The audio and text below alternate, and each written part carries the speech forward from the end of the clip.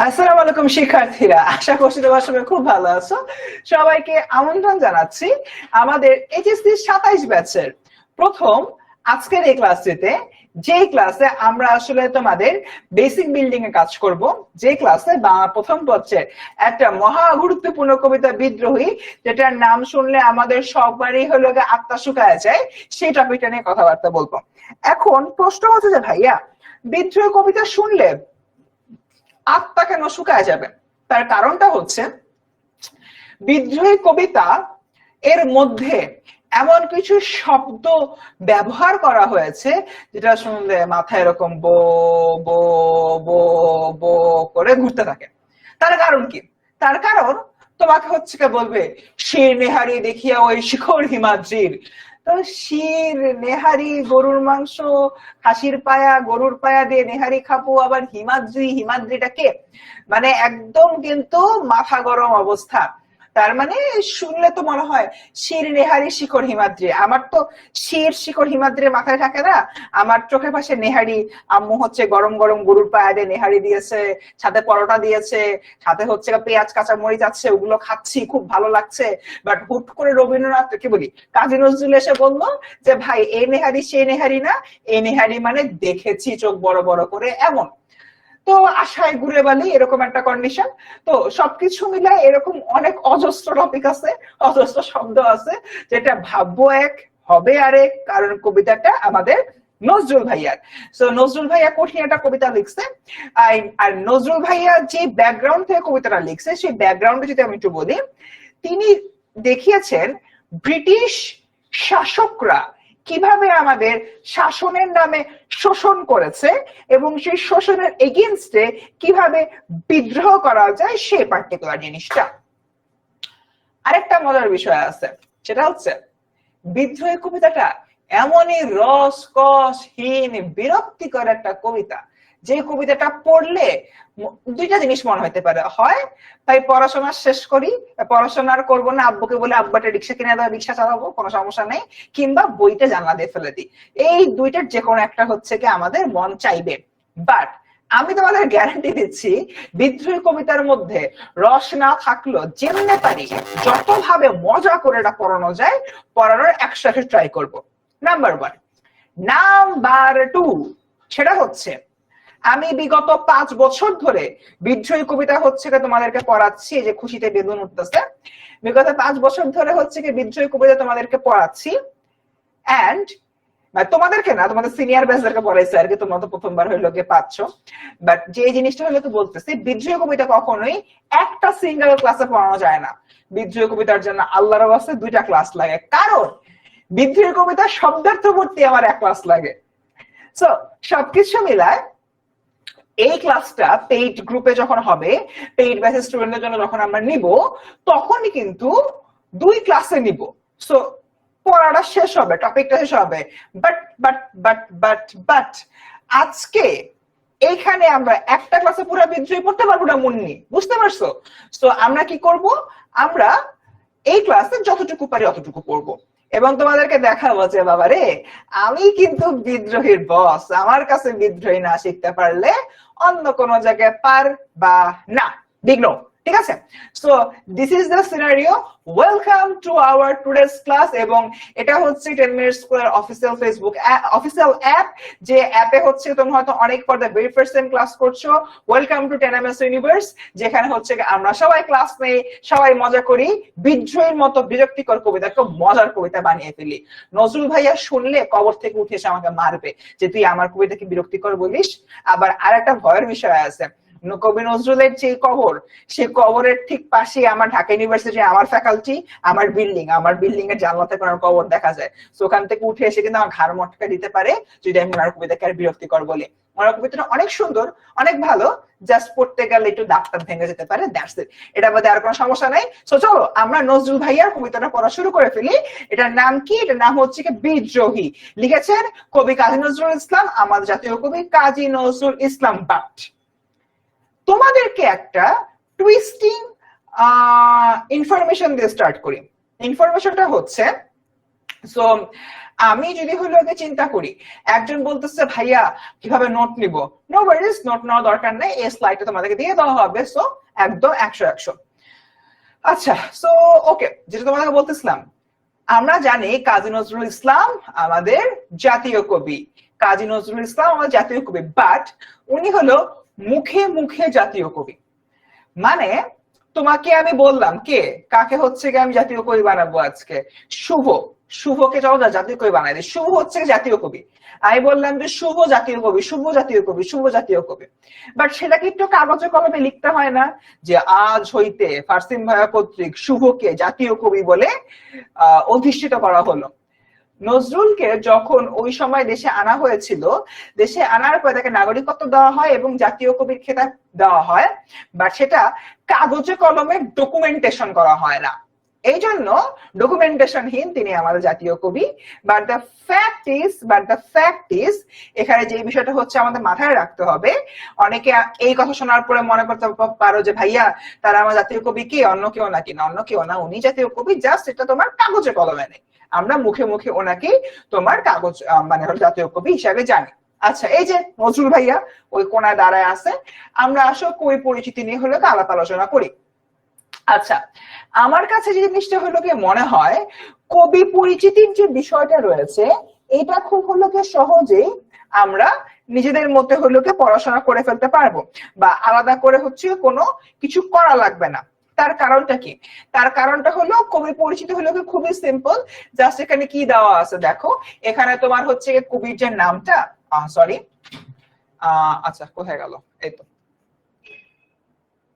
এইটা, এখানে দেখো কি দেওয়া আছে, এখানে তোমার কবির নাম দেওয়া আছে, জন্ম, শিক্ষা জীবন, এগুলাতে আসলে তোমার পড়ানোর তেমন কিছু নাই, এখানে তোমার কি নাই, পড়ানোর তেমন কিছুই নাই, জাস্ট নিজেদের মধ্যে একটা রিভাইজ দিতে হবে, যেই জায়গাটা পড়াবো সেটার দিকে চলো হলো গিয়ে আমরা চলে যাই। শোনো, আমাদের এখানে যেটা হলো গিয়ে পড়তে হবে বা আমার এর থেকে পড়ানো দরকার, পেশা টেশা এগুলো হবে লাগে না, সাহিত্য কর্মটা। তোমাদেরকে এখন আমি কয়েকটা সাহিত্যকর্ম দাগাই দিব, এন্ড আমি তোমাকে হলপ করে বলতে পারি আমার দাগানো সাহিত্যকর্ম থেকে কোন জায়গায় কোনো পরীক্ষায় প্রশ্ন আসবে না, মানে আমি যেটা দাগাই দিব ওইটা বাদে আর কোন জায়গা থেকে প্রশ্ন আসবে না। দেখো, যেরকম অগ্নিবীণা, বিষের বাসী, অবশ্যই হচ্ছে গিয়ে মাথায় রাখতে হবে। সাম্যবাদী কই, এতো সাম্যবাদী মনে রাখতে হবে, আর এখান থেকে প্রলয় শিখা মনে রাখতে হবে। তার মানে এখানে আমি চারটা কাব্যগ্রন্থ হইলো গিয়ে বেসিক্যালি দাগাই দিছি। এই যে তোমার চারটা কাব্যগ্রন্থ রয়েছে, এগুলা বাদে আর যেগুলা আছে ওগুলা তোমার কিন্তু অতটা গুরুত্বপূর্ণ না, কোন জায়গায় ওভাবে হইলো গিয়ে আসেও না, তাই সবকিছু মিলে আলাদা করে আর কোনো মানে ওটা যে আলাদা করে প্রেশার নিয়ে পড়তে হবে এমন কোন হলো গিয়ে প্যারা নাই। সো এখানে তো চারটা দাগাই দিলাম, 1 2 3 4, এই চারটা আমরা সবাই একটু বেশ ভালোভাবে মাথায় রাখবো, আগাই সামনের দিকে। সো তার পুরস্কার ও সম্মাননা দেওয়া রয়েছে। জীবন বসান কত সালে মৃত্যুবরণ করেন? 1976 সালের 29শে আগস্ট কবি ঢাকায় মৃত্যুবরণ করেন। আচ্ছা বাচ্চারা, তোমাদেরকে একটা অপশন দিই, অপশনটা হচ্ছে, এখন আমরা এই কবিতার শব্দার্থ টিকা পড়া শুরু করব, অর এলস শব্দার্থ টিকা অনেক বড়, দুইটা অপশন, আমরা কয়েকটা শব্দার্থ টিকা পড়বো, কয়েকটা জিনিস তোমাদেরকে বুঝাবো, না হয় মূল কবিতার দিকে চলে যাব, মানে শব্দার্থ পড়াবোই না, কারণ আজকের এক ক্লাসে ফুল শব্দ পড়ানো পসিবল না, ম্যাক্সিমামই 7-8টা পড়াইতে পারি, 7-8টা পরে মূল কবিতা যেতে পারি, না হয় একদমই শব্দার্থ না পড়ায় মূল কবিতায় যাইতে পারি। কোনটা করব? অপশন 1, 7-8টা শব্দার্থ পড়ে মূল কবিতায় চলে যাব, তাহলে মূল কবিতা পড়তে বুঝতে সুবিধা হবে। আর অপশন 2 যেটা তোমার মূল কবিতা ডিরেক্ট চলে যাবো, শব্দার্থ পড়াবো না, কোনটা চাও তোমরা বলো তো? অপশন 1, 7-8টা শব্দার্থ পড়ায় মূল কবিতায় চলে যাব। অপশন 2, শব্দার্থ পড়াবো না, মূল কবিতায় চলে যাবো। বাট অপশন মানে একটা সুবিধা আছে, সুবিধাটা হচ্ছে তুমি তাহলে কবিতাটা ইজিলি বুঝতে পারবা। কোনটা? অপশন 1 নাকি option 2? Option half, pretty smart. Okay, option 1, yes Ajit died. Okay, option 1 ঠিক আছে, তাহলে মোটামুটি সবাই হচ্ছে কি অপশন শব্দার্থ তারপরে কবিতা, ঠিক আছে? তাহলে সব শব্দার্থ পড়া পসিবল না, কয়েকটা করে শব্দার্থ হচ্ছে কি পড়ি, চলো। নেহারি, যে নেহারি দেখে মানে নেহারিতে অ্যাকচুয়ালি আমাকে কাজী নজরুল ধোকাটা দিছে। আমি কি ভাবছি, আর লোকটা বললো নেহারি মানে দেখে পারছি, তুমি দেখে বুঝো নেহারি মানে গরুর পায়া না। এটা যখন কাজী নজরুল আমাকে বললো আমার খুব কষ্ট লাগলো। ওকে, সো দেখি আমরা নেহারি মানে দেখে প্রস্তুত করা, আমার মনে হয় না এটা কারোর কিছু বুঝবে। আমি তো শির নেহারি দিয়ে ভাবছি যে তোমার গরুর মাথা দিয়ে হয়তো নেহারি বানাবে কিছু একটা, বাট না, এখানে শির নেহারি মানে কবি বলতেছে শির মানে মাথা, নেহারি মানে দেখে, শির নেহারি মানে আমার মাথা দেখে। আচ্ছা, অর্থাৎ কবি বলতেছেন শির নেহারি শির নেহারি ওই শিখর হিমাদ্রি।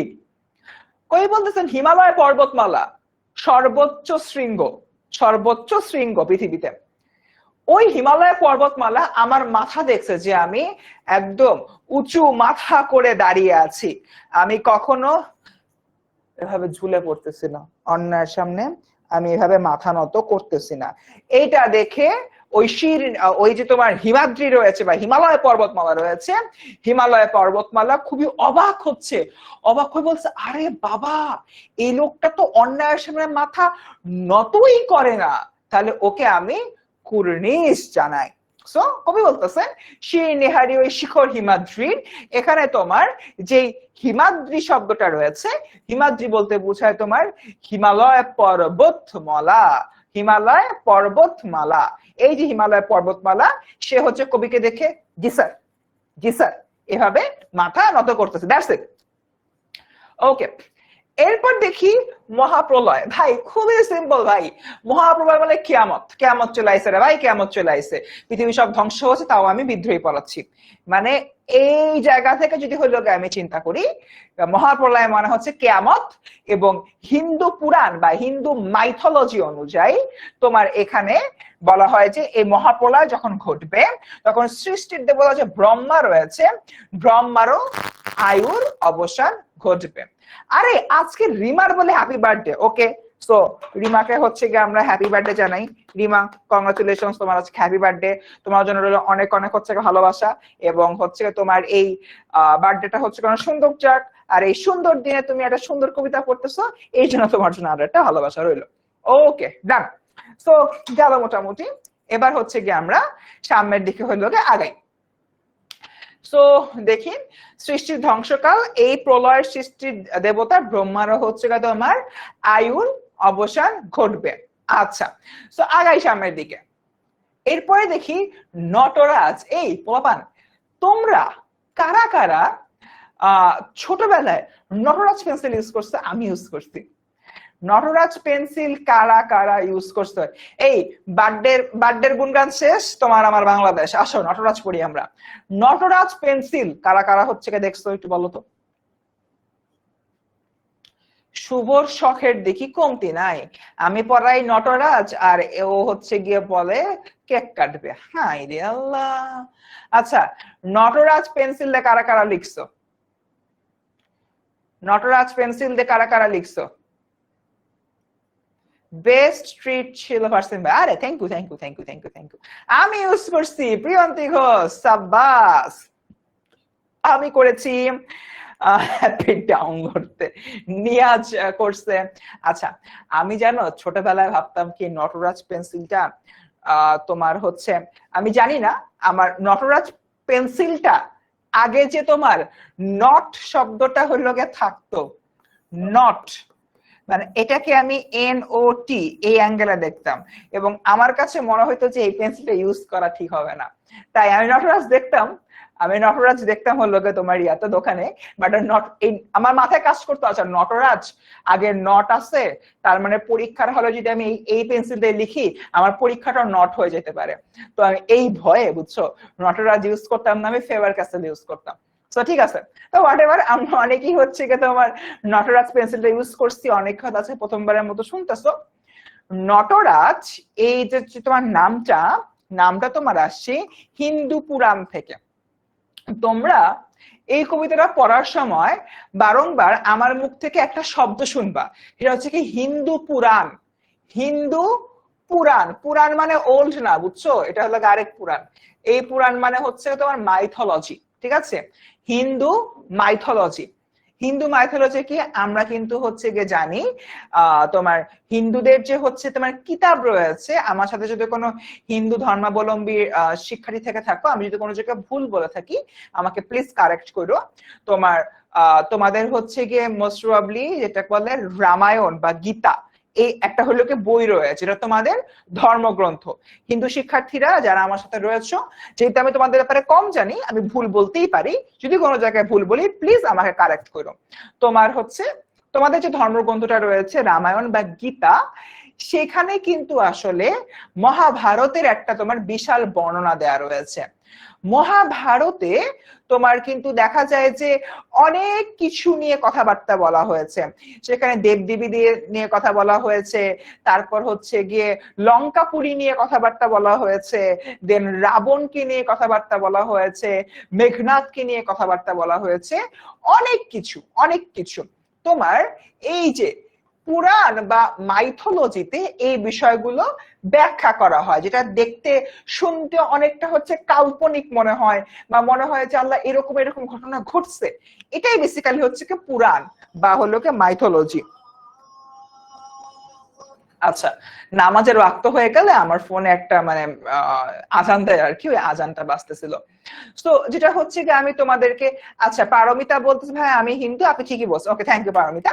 ঠিক আছে, তো ওইখানে এই জিনিসগুলোর ব্যাখ্যা রয়েছে, এটাকে আমরা হিন্দু পুরাণ বলতে পারি। তো পুরাণে বেসিক্যালি আমরা কি দেখি, পুরাণে হচ্ছে কি দেখি মানে প্রত্যেকটা জিনিসের স্টোরির মতো করে ব্যাখ্যা দেওয়া হচ্ছে যে রাম এটা করেছে, তারপর অর্জুন এটা করেছে, তারপরে হলো গিয়ে তোমার আমাদের হিন্দু ধর্মাবলম্বী যে প্রধান দেবতা রয়েছেন, প্রধান দেবতা এই এই কাজ করেছেন, প্রধান দেবী এই এই কাজ করেছেন, দেবী সরস্বতীর দায়িত্ব এগুলো ছিল, দেবী অন্নপূর্ণার দায়িত্ব এগুলো ছিল, মানে বিভিন্ন বিষয় দিনে বেসিক্যালি এখানে কথাবার্তা বলা হয়। এটাই হচ্ছে তোমার হিন্দু পুরাণ, বাট শর্ত একটাই, কথাবার্তা গুলা তোমার স্টোরি আকারে বলা হয়, মানে গল্পের মতো, ঠিক আছে, গল্পের মতো বলা হবে। সো এটাই হচ্ছে হিন্দু পুরাণ। হিন্দু পুরাণ বা হিন্দু মাইথোলজিতে তোমার নটরাজ নামক একজনের কথা বলা হয়, এবং এই মানুষটা কে, এই বান্দাটা কে, ইনি হচ্ছেন মহাদেব, হিন্দুদের যে প্রধান দেবতা। যারা হিন্দু ধর্মাবলম্বী শিক্ষার্থী রয়েছে, আমি যদি কোনো জায়গায় একটা সিঙ্গেল ভুল ইনফরমেশন দিয়ে থাকি please do let me know. মুসলিম হিসেবে যতটুকু পারি, যতটুকু হলো জানি, ওটার থেকে হলো আমি আমাদের জ্ঞানটা তোমাদের সামনে প্রকাশ করি। বা যেহেতু ধর্মীয় বিষয়, অনেক অনেক সেন্সিটিভ একটা ইস্যু, আমার দ্বারা ভুল হতেই পারে, হয়তো আমি একটা জিনিস বুঝাতে চেয়েছি বাট অন্য একটা জিনিস বলে ফেলেছি, হতেই পারে। জাস্ট আমাকে একটা বার হচ্ছে গিয়ে বলবা যে ভাইয়া এটা ভুল, আমি ভাই মানে নিব, ঠিক আছে, কোনো সমস্যা নেই। হিন্দু ধর্মাবলম্বী শিক্ষার্থীরা এতটুকু ফ্রিডম তোমার আমার ক্লাসে আছে। আচ্ছা, তো যেটা বলতেছিলাম, তো মহাদেব যিনি রয়েছেন, যেটা হলো হিন্দু ধর্মের প্রধান দেবতা, তার আরেকটা নাম, তার আরেকটা নাম হচ্ছে নটরাজ। এটা তোমাদেরকে একটা সিম্পল এক্সাম্পল দিয়ে হচ্ছে কি আমরা সাহায্য হলো গিয়ে করি, তোমাদের বুঝাতে হেল্প করি। আল্লাহ রাব্বুল আলামিনের, আমরা যারা মুসলিম তারা জানি আল্লাহ রাব্বুল আলামিনের 99টা নাম রয়েছে, যেরকম রাহমান, গাফফার, এই ধরনের কিন্তু অনেকগুলো হচ্ছে নাম কিন্তু আল্লাহ রাব্বুল আলামিনের রয়েছে। কোনটা দিয়ে বোঝানো হচ্ছে আল্লাহ পরম দয়াশীল, কোনটা দিয়ে বোঝানো হচ্ছে আল্লাহ মহাপরাক্রমশালী, কোনটা দিয়ে বোঝানো হচ্ছে আল্লাহ দানশীল। তো এই যে তোমার বিষয়টা, একইভাবে হিন্দুদের যে প্রধান দেবতা, তার একটা নাম হচ্ছে গিয়ে নটরাজ। এই নটরাজ যে একটা বিশেষ বৈশিষ্ট্য রয়েছে, যখন কিয়ামত হবে বা যখন পৃথিবী ধ্বংস হবে, তিনি একটা প্রলয়ঙ্কারী নৃত্য দিবে বা প্রলয়ঙ্কারী একটা নাচ দিবে। এই যে প্রলয়ঙ্কারী নাচটা, এই নাচের কারণেই পৃথিবী ধ্বংস হওয়া শুরু করবে, এবং এই নটরাজ দিয়ে তার ভয়ঙ্কর নৃত্যময় যে মূর্তিটা রয়েছে, সে ভয়ঙ্কর নৃত্যময় মূর্তিটার কথা বলা হয় যে প্রলয়ঙ্কারী একটা হলো নাচ হচ্ছে, পৃথিবী ধ্বংস হওয়া শুরু হয়ে গিয়েছে, এবং এই রূপটাই হচ্ছে মহাদেবের নাম নটরাজ। মহাদেবের এই রূপটার নামই হচ্ছে তোমার নটরাজ। বুঝছি কি বুঝি নাই বাচ্চারা, একটু বলো বুঝছি কি বুঝি নাই? নটরাজকে বুঝতে পারছি?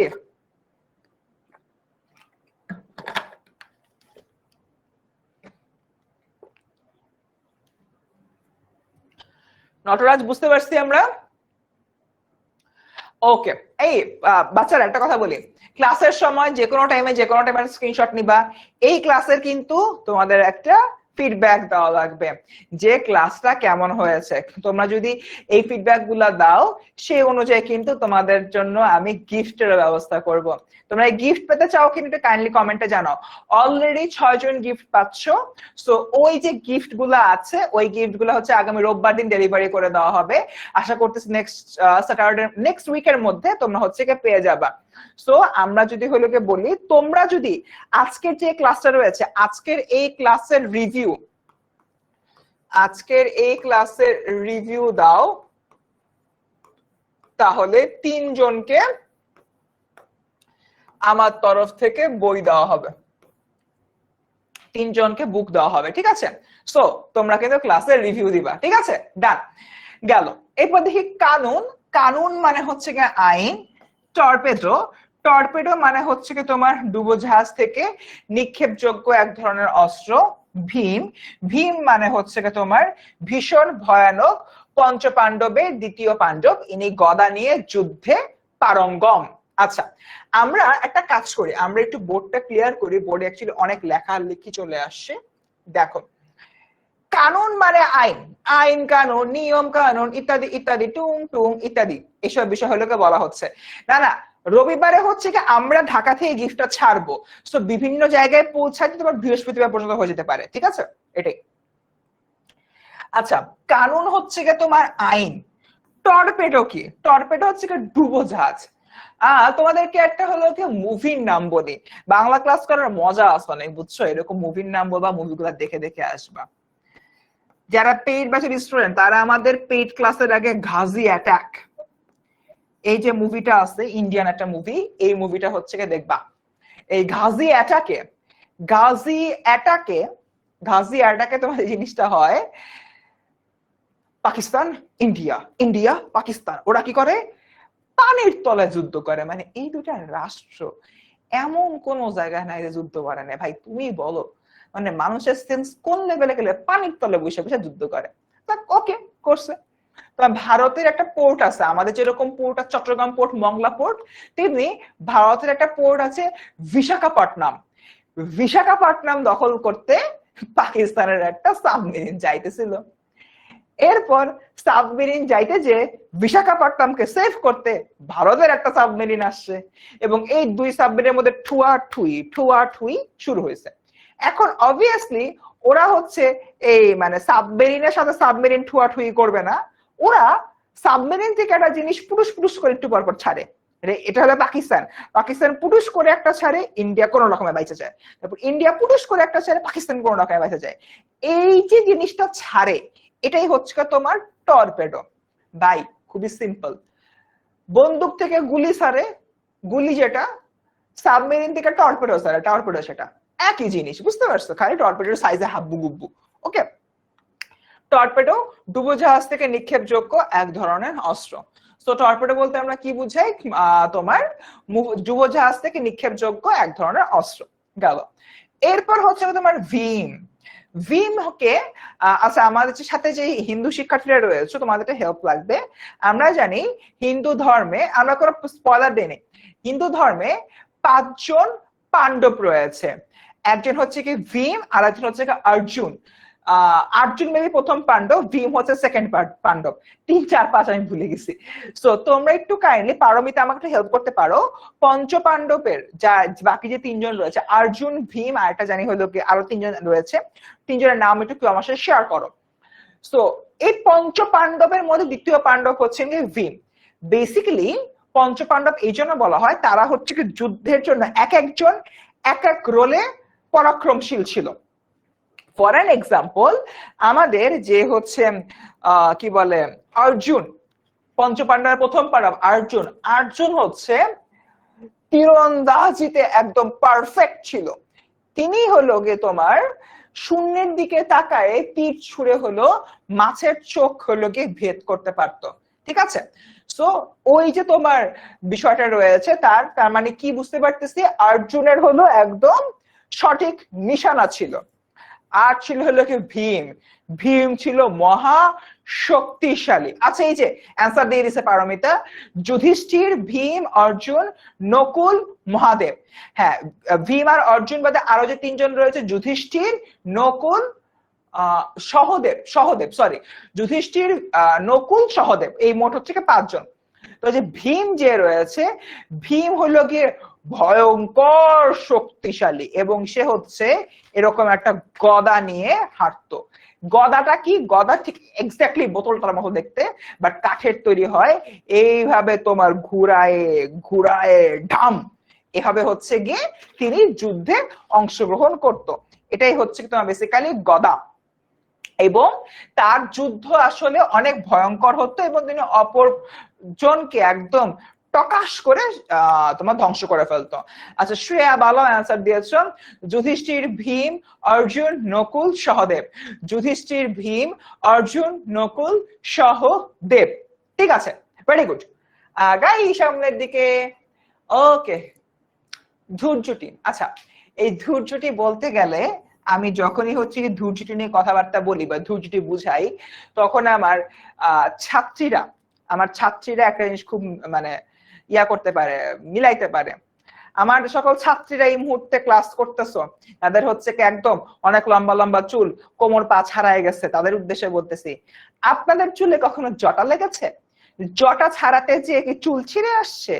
জটা ছাড়াতে তেল দিতে গিয়ে কি আপনার মা আপনার উপরে অনেক চিল্লাফাল্লা করেছে? এই সমস্যা যদি আপনি পড়ে থাকেন, তাহলে যুধিষ্ঠিরটা আপনি সবার আগে ভালো করে বুঝবেন। একটু অ্যাড দেওয়ার মতো, অ্যাডভার্টাইজমেন্টের মতো হচ্ছে গিয়ে বললাম। বেসিক্যালি আমাদের ছেলেদের মাথায় এই প্রবলেমটা কম হয়, কারণ ছেলেদের মাথায় জট অ্যাকচুয়ালি কম ধরে, বাট মেয়েদের মাথায় প্রায় শুনি যে একদিন হয়তো কোনো কারণে চুল আসছে না, চুলে জট পাকায় গেছে। এই ধরনের সিচুয়েশন হলো কি অনেক দেখি। সো যখন চুলের মধ্যে জট পাকায়, ফর এন এক্সাম্পল, তোমাদের হচ্ছে কি চুলের তুমি 3-4 দিন চুল আশ্রাও নাই, 3-4 দিন চুল আশ্রাও নাই, এরপর হচ্ছে তোমার কি হলো, চুলের মধ্যে জট পেকে গেল। এরপর তুমি তোমার আম্মুর কাছে কাছে, আম্মু চুলে জট পাকায় গেছে, তেল লাগাই দাও। সো তোমার আম্মু তেল লাগানোর জন্য চুলে হাত দিল, চুলটা এরকম জাস্ট এরকম হলো গে ছিল হয়তো। আচ্ছা, এই মুহূর্তে বড় চুল বলা কেউ থাকলে ভালো হইতো। চুলটা হচ্ছে আরো প্যাচে টাচে পাখির বাসা হইলো গে হয়ে গেল। সো এই যে বিষয়টা, এই সিনারিওটা আমরা সবাই দেখছি। এবার আসলে আমরা ব্যাখ্যাটা হচ্ছে গিয়ে পড়ি। শিব বা মহাদেবের অন্য নাম জটাধারী, শিবের জট ধূম্ররূপী বলে তাকে ধূর্যটি বলা হচ্ছে।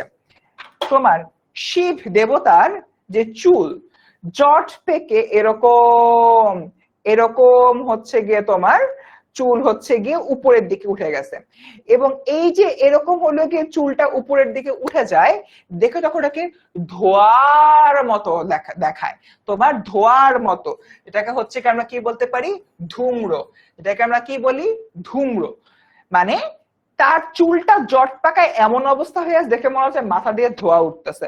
তোমাদের সময় তোমাদের মাথায় যদি চুল হলো গিয়ে এরকম জট পাকায় যায়, জট পাকায় দেখলাম কিরে পাগলের মতো চুলটা করে আছে, আসছে না টাসছে না, নোংরা চোর একটা আমরা বলি না? তো ঠিক ওই রকমই চুলটা হচ্ছে গিয়ে তোমার মহাদেবেরটা হলো গিয়ে ভয়ঙ্কর দেখায়, তার দেখা হচ্ছে মনে হয় যে মাথা থেকে ধোয়া বের হচ্ছে, তোমার একটা কি ধূম্ররূপী ধূম্ররূপী মনে হয়, এবং এই জন্য তাই কি বলা হয়, ধূর জটি। জটা থেকে হলো জট থেকে জটি, আর ধূম্র থেকে হচ্ছে কি ধু, হয়ে গেল আমার ধূর জটি। এরপর আসি এলোকেশে, বাট এই মুহূর্তে আজান দিচ্ছে, আমরা নামাজে কোনো ব্রেক দিব না, জাস্ট যেহেতু এশার নামাজ আমরা পরও নামাজটা করতে পারবো, হাতে অনেক টাইম থাকবে, জাস্ট আজানকে সম্মান জানিয়ে আজান শেষ না হওয়া পর্যন্ত আমরা 2 মিনিট ওয়েট করব। 2 মিনিট লাগবে আজান শেষ হতে, তারপরে আমরা আবার ব্যাক করছি।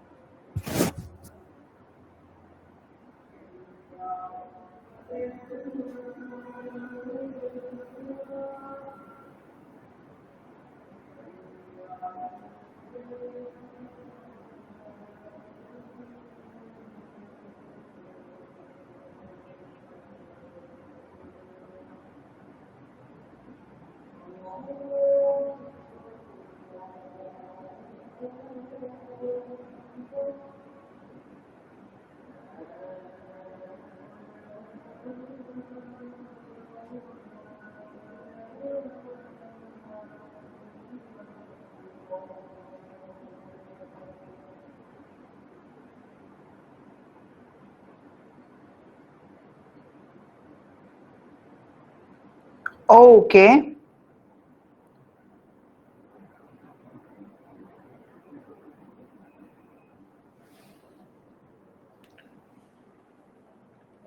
ঠিক আছে, done. Thank you so much. আমরা হলে আজানকে সম্মান জানাই, একটু হলে ওয়েট করছি। আবার আসো, ক্লাসের যে বাকি অংশ রয়েছে, বাকি অংশ হচ্ছে গিয়ে তোমার শুরু করি, ঠিক আছে? ডান। সো আমরা এখানে হলো কি দেখতে পাচ্ছি, আমরা হলো দেখতে পাচ্ছি তোমার এলোকেশন। এবার মেয়েরা তোমাদের চুলাতে হচ্ছে জট টট লেগে গেছে। এবার সে ধরো আম্মুর হলো গিয়ে গাফানি টাফানি খেয়ে মারধর খেয়ে চুলে তেল দিলা, তেল দিয়ে সারা রাত লাগলা, পরদিন শ্যাম্পু দিলা, আরো জানি কি দাও, কন্ডিশনার দিলা, তারপর আরো জানি কি সিরাম টিরাম হাবি জাবি সব দিলা। দেওয়ার পরে পরদিন তো তোমার চুল একদম এদিকে সেদিকে দুলছে, খুবই একদম সুন্দর একটা হলো অবস্থা।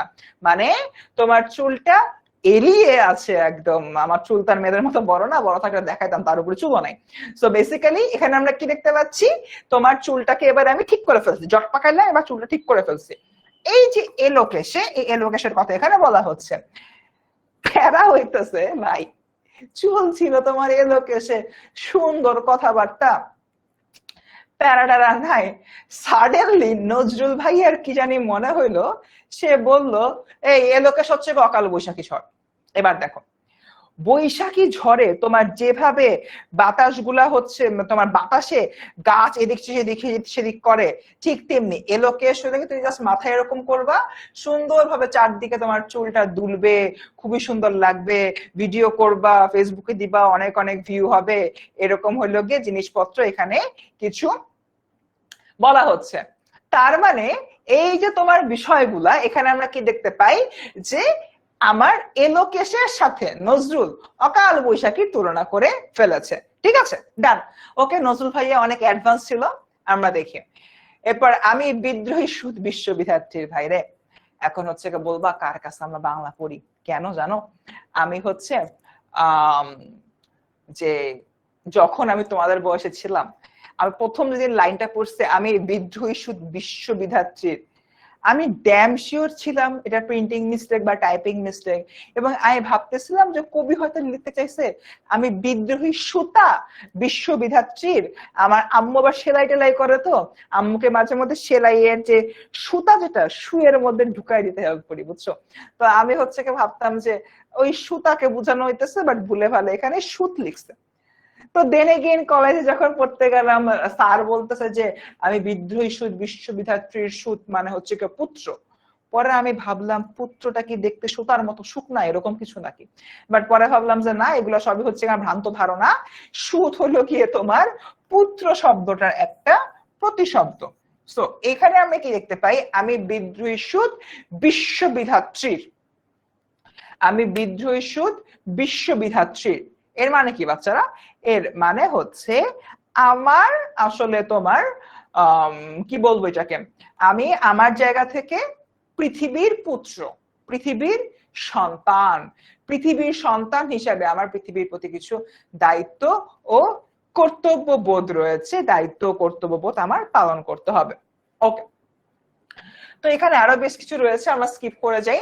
এরপর দেখলে চেঙ্গিস, চেঙ্গিস হলো একটা লোক যে হচ্ছে যুদ্ধ বিগ্রহ করতো, সো এ ধরনের কথা বলা হচ্ছে।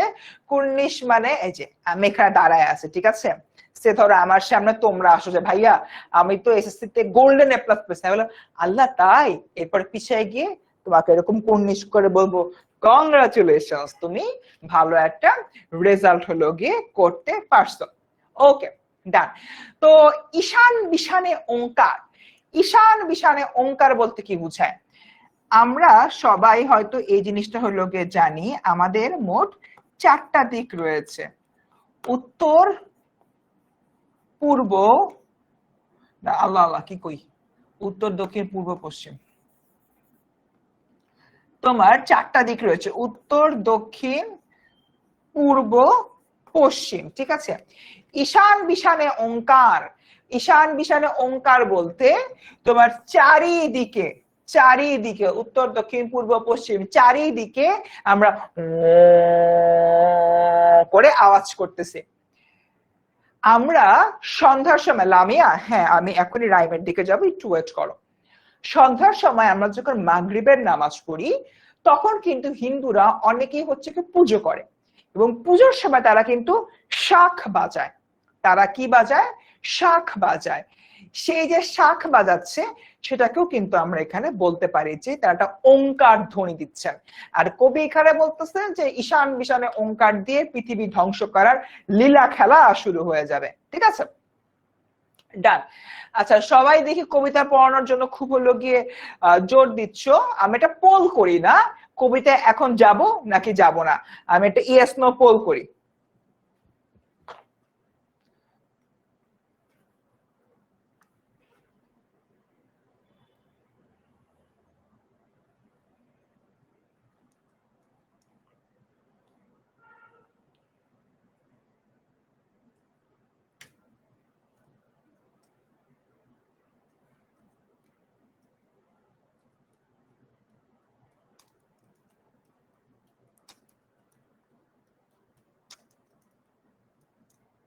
আচ্ছা দেখো, আহা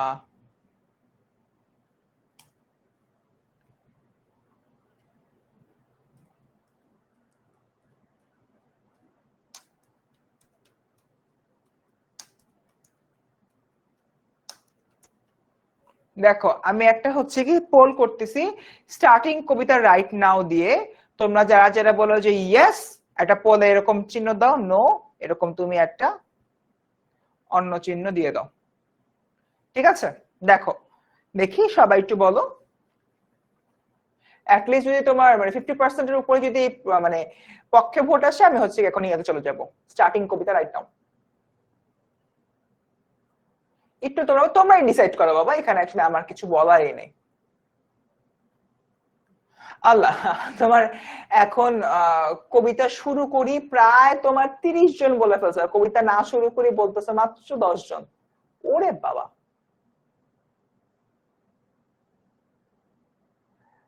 100 জনের উপরে বলতেছো এখনই কবিতা শুরু করি। আচ্ছা বেসিক্যালি আমি বলছিলাম 50%-এর উপরে গেলে আমি বলবো, সেখানে তোমার 75% হয়ে গেছে। ওকে ওকে, যেহেতু হচ্ছে কি মানে বাল্ক অ্যামাউন্টের স্টুডেন্ট বলতেছে যে এখন কবিতা শুরু করেন ভাই, আর ভালো লাগতেছে না, আসো তোমাদেরকে নিয়ে যাই দ্য ইউনিভার্স অফ নজরুলে, ঠিক আছে, নজরুলের ইউনিভার্সে তোমাদেরকে নিয়ে যাই। ওরে বাবা, আচ্ছা ওই যে নেহারি আবারও চলে আসছে, আমাকে নেহারি দিয়ে ধোকা দিচ্ছে, কি একটা কষ্ট। ওকে, আমরা আমাদের কবিতার স্লাইডটা কি রকম থাকে, এটা হচ্ছে আমাদের একটা কবিতার স্লাইড, যে একটা স্লাইড দেখলে, আমি এই মুহূর্তে স্ক্রিনে ইচ্ছা করে নাই, একটা স্লাইড দেখে তোমরা বুঝতে পারো কোনটা দিয়ে কি বোঝানো হচ্ছে। দেখো, বলবীর বল উন্নত মমশির, মম বলতে অভিনেত্রী মমকে বোঝানো হচ্ছে না, মম বলতে বোঝানো হচ্ছে তোমার আমার, শির বলতে বোঝানো হচ্ছে গিয়ে তোমার মাথা, হিমাদ্রির মানে শিখর হিমাদ্রির, শিখর হিমাদ্রির পুরাটা বলতে বোঝানো হচ্ছে কি হিমালয় চূড়া, নতশির, নতশির মানে হচ্ছে এটা মাথা নোয়ানো, নেহারি মানে গরুর পায়ার নেহারি না, এর মানে হচ্ছে কি দেখে। এবার দেখো এই পুরাটার যে তোমার ব্যাখ্যা, ব্যাখ্যাটা দেওয়া আছে এখানে, আমার শির দেখে বা আমার মাথা দেখে হিমালয় শীর্ষ চূড়া পর্যন্ত মাথা নত করে আছে, কবির প্রবল আত্মবিশ্বাস এখানে তোমার প্রকাশ পেয়েছে। কবির প্রবল আত্মবিশ্বাস এখানে কি পেয়েছে, এখানে প্রকাশ পেয়েছে। এই জিনিসটা এখানে মূলত দেখানো হচ্ছে। ঠিক আছে, এটা নিয়ে অ্যাকচুয়ালি আমি অনেক আগে বেশ কয়েকবার কথাবার্তা বলেছি, এখানে টাইম নষ্ট না করি আমি আগাই। আচ্ছা দেখো, আমি তোমাদেরকে ব্যাখ্যা করি। আমি চিরদুর্দম, আমি বলতে এখানে কিন্তু কবি নিজেকে বোঝাচ্ছেন। আমি চিরদুর্দম, এরপরে দেখি তোমার দুর্বিনীত, বিনয় নয় শিষ্টাচারে বর্জিত, নিঃশংস মানে হচ্ছে কি নিষ্ঠুর। আমি চিরদুর্দম, আরিয়ানের এখনই মাথা ব্যথা, হাই হাই। আচ্ছা, আমি চিরদুর্দম, কবি বলছেন আমায় কখনো দমন করা যাবে না, আমি দুর্দম, আমি সামনের দিকে এগিয়ে যাব, অন্যায়ের প্রতিরোধ করব। আমরা আগেই বলছি বিদ্রোহী কবিতাটা বলা হয়েছে তোমার কিসে, তোমার অনলাইন বিদ্রোহী কবিতাটা তোমার কিসের পার্সপেক্টিভ থেকে তৈরি করা হয়েছে, অন্যায়ের বিরুদ্ধে প্রতিবাদ করার জন্য। কারণ আমরা হচ্ছে কি দেখি, যখন এখানে তোমার ইংরেজরা ছিল, ইংরেজরা যখন হলো ছিল, তারা নানান ভাবে আমাদের উপরে অন্যায় অবিচার অনাচার করছিল। এই যে নানান ভাবে তারা অন্যায় অবিচার অনাচার হলো গিয়ে করে, সেটার এগেইনস্টে বিদ্রোহ ঘোষণা করতে আমরা মূলত এই ধরনের একটা স্টেপস হলো গিয়ে নিয়েছিলাম। আমি ছিল দুর্দম, এরপর দেখি তোমার দুর্বিনীত, দুর্বিনীত মানে কি বিনয়ী নয় শিষ্টাচার বর্জিত এরকম। ঠিক আছে, অর্থাৎ আমার মধ্যে হচ্ছে কোনো বিনয় ভাব নাই। আমি কেন বিনয়, কাদের সাথে বিনয় ভাব প্রকাশ করি না, যারা অন্যায় করে। তুমি আমার সাথে অন্যায় করছো না, আমি তোমার সাথে ভদ্র ব্যবহার করবো, সস্তা পাইছো। নজরুলের অ্যাকচুয়ালি এই টাইপের একটা মন মানসিকতা ছিল, তাই বলেছেন তিনি হচ্ছে বিনয় নন শিষ্টাচার বর্জিত। এরপর বলতেছেন নিঃশংস, কই বলতেছেন তুমি ভাই আমার সাথে অন্যায় করে ফাটায় ফেলছো, তুমি আমাকে হচ্ছে গিয়ে একদমই বোকা বানায় ফেলতেছো অন্যায় আবদার করে, তুমি আমাকে অত্যাচার করতেছো, নির্যাতন করতেছো, তাহলে তো ভাই আমি তোমার সাথে ভালো ব্যবহার করবো না, আমি নৃশংস হয়ে যাব এবং তোমাকে একদম ধ্বংস করে দেব। এটাই বলতেছে। মহাপ্রলয় আমি নটরাজ, আমি সাইক্লোন, আমি ধ্বংস। নটরাজ যে মহাপ্রলয় নৃত্য করে সেই জায়গা থেকে এটা বলা হয়েছে, আমি সাইক্লোন, আমি ধ্বংস, অর্থাৎ আমি হচ্ছে তোমার অনেক সাইক্লোন হচ্ছে করবো, ধ্বংসযজ্ঞ চালাবো। কই বলতেছেন যে সৃষ্টির ধ্বংসকাল হচ্ছে বেসিক্যালি আমার মহাপ্রলয়। আর নটরাজ তো শিবের আরেক নাম, এটা আমরা বলছি। আর পুরাটা সেন্টেন্স দিয়ে বোঝানো হচ্ছে যে মহাদেব শিব গদাসুর ও কালাসুরকে নিধন করে। আচ্ছা, এখানে তোমার গজাসুর আর কালাসুর, ঠিক আছে, এটাকে একটু জিনিস এটা ভাগ করতে হবে। কালাসুর, কালা যোগ অসুর, কালা যোগ অসুর, অসুর মানে হচ্ছে তোমার রাক্ষস খোকস এরকম। রাক্ষস যেটা রয়েছে সেটাকে বলা হচ্ছে। মহাদেব কি করতেছে, মহাদেব হলো কি এই ধরনের দুটো রাক্ষস রয়েছে গদাসুর আর কালাসুর, এদেরকে তোমার হত্যা করেছে, নিধন করেছে, নিধন করে তাণ্ডব নৃত্য শুরু করেছেন। এই যে তোমার তাণ্ডব হলো গিয়ে নৃত্য শুরু করেছেন, সেই জায়গা থেকে যদি হলো গিয়ে আমি চিন্তা করি, কবি হলো গিয়ে বলতেছেন পৃথিবী শান্তি প্রতিষ্ঠা করতে আমি মহাদেবের মতো এই ধরনের প্রলয় নৃত্য শুরু করব, প্রলয় নৃত্য শুরু করে যাবতীয় অন্যায় এবং অপশক্তি, যাবতীয় অন্যায় ও অপশক্তি ধ্বংস করে সামনের দিকে এগিয়ে যাব। বুঝছি আমরা সবাই? ক্লিয়ার আমরা এটা? এতটুকু হচ্ছে কি আমরা ক্লিয়ার? আহারে সেই 4টার সময় বসছি, নামাজের ব্রেক ছাড়া আর কোনো ব্রেক নাই, আহারে খুবই কষ্ট লাগলো শুনে। একটু এখন পরিশ্রম করে বাবা, সামনের দিনগুলো অনেক সুন্দর যাবে। আচ্ছা, এতটুকু কি আমরা বুঝতে পারছি? এই স্লাইডটাকে আমরা বুঝতে পারছি? দেখো আমি একটু পানি পান করি ফাঁকে, তোমরা বললো এই স্লাইডটা বুঝতে পারছো কিনা। আরে আল মাহাদি বলছে ভাইয়া আমার মাও ক্লাস করছে, খুব মজা পাচ্ছে।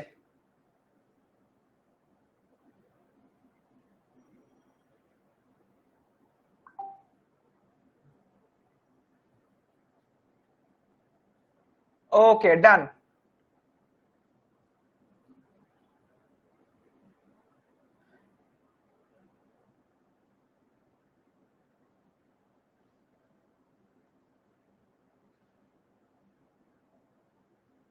ঠিক আছে,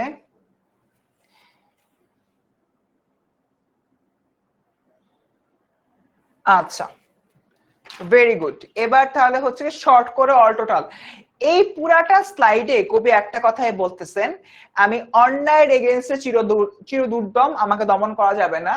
আমি দুর্বিনীত মানে শিষ্টাচার বর্জিত, আমি নৃশংস মানে হচ্ছে তোমার নিষ্ঠুর, আমি সাইক্লোন, আমি ধ্বংস, আমি সবকিছু অন্যায়ের এগেইনস্টে, ঠিক আছে, অন্যায়ের এগেইনস্টে সবকিছু করতেছি, দ্যাটস ইট।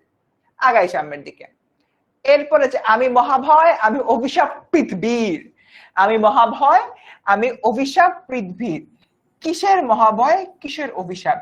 পৃথিবীতে যারা অন্যায় করবে, অবিচার করবে, তাদের জন্য কবি একদম মহাভয় হিসেবে আছেন। যেরকম আমাদের দেশের জাস্ট ইমিডিয়েট পাস্ট যে প্রধানমন্ত্রী ছিলেন, তিনি নানান রকম অন্যায় করেছেন, অবিচার করেছেন, এবং আমাদের ছাত্র জনতা ফুলে ফেপে ওঠে এবং তাকে ক্ষমতাচ্যুত করে।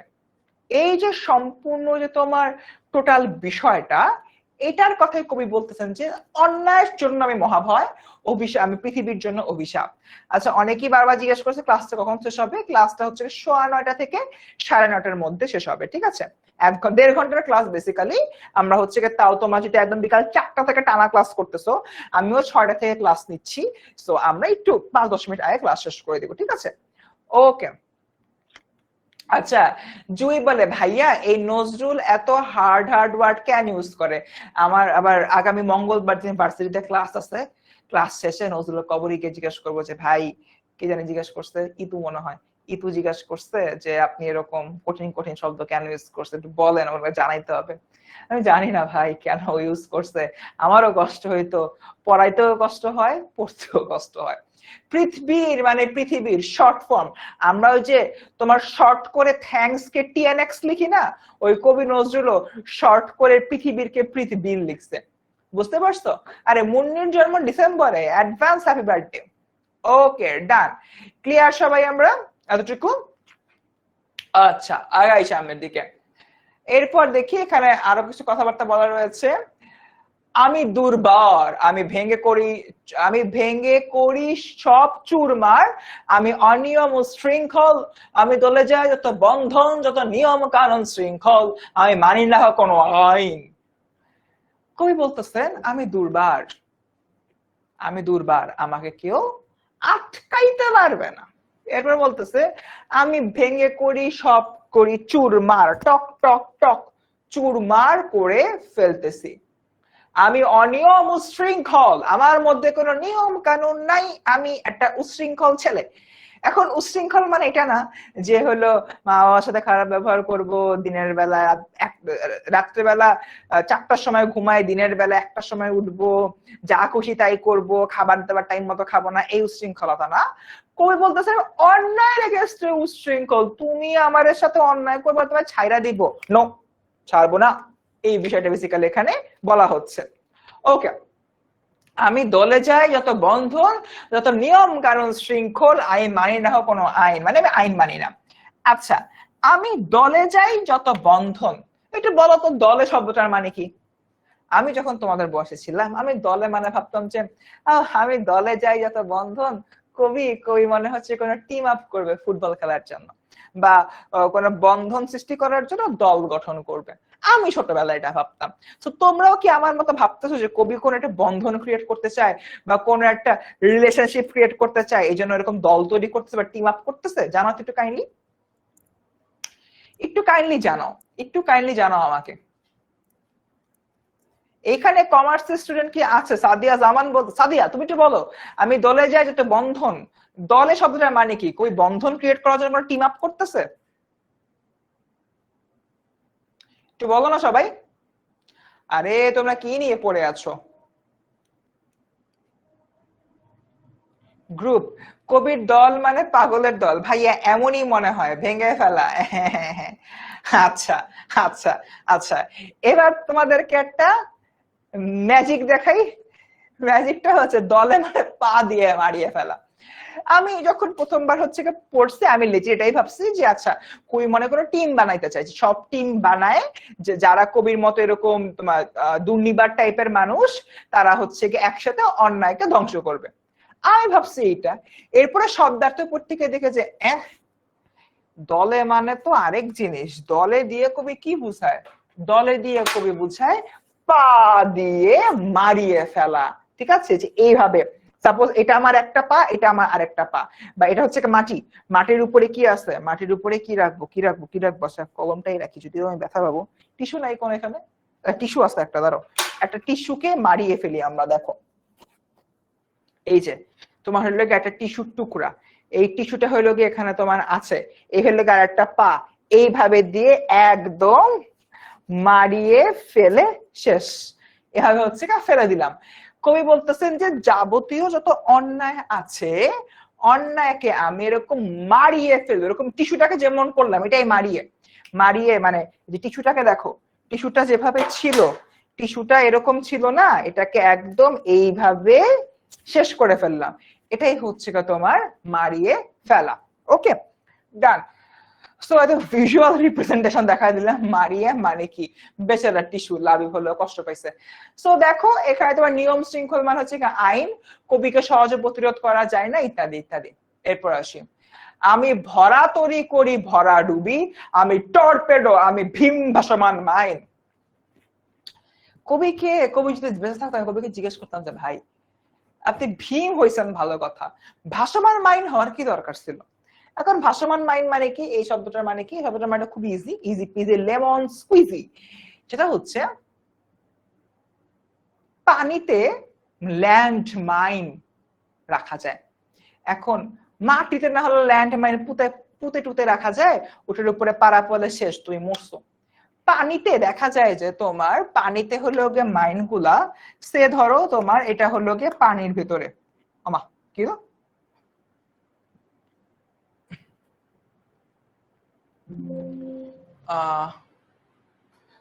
আচ্ছা আচ্ছা এক্সট্রিমলি সরি, কোন একটা প্রবলেম হয়েছে বোর্ডে। আমি ভীম মহাজিব, ওকে ঠিক আছে ডান। সো দেখো এখানে হচ্ছে কি আমি কি বলতেছি, পানিতে তোমার দেখা যায় যে আমি এইভাবে তোমার এক একটা ভাসমান মাইন পুঁতে রাখতে পারি। ভাসমান মাইনের সাথে কোনো একটা সাবমেরিন বা কোনো একটা জাহাজ বা কোনো একটা নৌকা লাগতে হবে এমন না, এর মধ্যবর্তী জায়গা দিয়ে যদি কোনো নৌকা বা সাবমেরিন পাসও হয় তখন হচ্ছে এটা ব্লাস্ট হয় এবং ব্লাস্ট হয়ে সবকিছু ধ্বংস করে দেয়। ঠিক আছে, তো এরকম একটা জায়গা থেকে বলা হচ্ছে কবি ভাসমান মাইন, মানে কবির চারপাশ থেকে কোনো অন্যায়কারী আসলেই কবির টকাশ টকাশ টকাশ করে ওদেরকে ফালাই দিবে, একদম ওরে এক্সাইট করে ফেলবে। গেল। এরপর দেখি, আমি ভরাতরি করি ভরা ডুবি। ভরাতরি মানে কি, ভরাতরি মানে হচ্ছে তোমার নৌকা, নৌকাকে কবি ডুবায় ফেলে। আমি টর্পেডো আমি ভীম ভাসমান মাইন। আমি টর্পেডো বলতে কবি এখানে কি বুঝানো হচ্ছে, কি বুঝাচ্ছেন, টর্পেডো মানে হলো গিয়ে তোমার ওই যে বুঝাইছে যেটা সাবমেরিন থেকে যে তোমার গোলা ছড়া হয় সেই গোলা। ওকে দেখি, টর্পেডো মানে ডুবোজাহাজ নিক্ষেপযোগ্য এক ধরনের ইয়া, ভীম তো আমরা হলো গিয়ে জানলামই। তারপর হচ্ছে ভাসমান মাইন, স্থল বা জলের তলা সমুদ্রের উপরে ভাসমান যে বিস্ফোরক, সেই ভাসমান বিস্ফোরকের কথাই বেসিক্যালি এখানে বলা হচ্ছে। এরপর দেখো আমি ধূর্যটি আমি এলোকেছে ঝড় অকাল বৈশাখী। তো ধূর্যটি কি আমি এখানে দেখাই দিচ্ছি অলরেডি আগে, এলোকেশে মানে কি তোমার যার চুল বা কেশ এলানো ইত্যাদি ইত্যাদি বিষয় এখানে মূলত বলা হচ্ছে। ঠিক আছে ডান। তো গেল। এরপরে আসি হলো যে আমরা পরবর্তী পার্টে। আচ্ছা স্টুডেন্টস, এতক্ষণ ধরে যা পড়াইছি সবকিছু কি আমরা বুঝতে পারছি? এতক্ষণ ধরে যা পড়াই সবকিছু বুঝতে পারছি? আর তোমাদের কি বোর্ডে লেখা পড়তে কোনো সমস্যা হচ্ছে? একটু কাইন্ডলি জানাও তো। এই যে মাহি উগান্ডা থেকে যে আসছো, একটু জানাও তো বোর্ডের লেখা পড়তে কোনো সমস্যা হচ্ছে? ভাসমান মাইন্ডটা আরেকবার বুঝান, ইসরাত বলতেছো।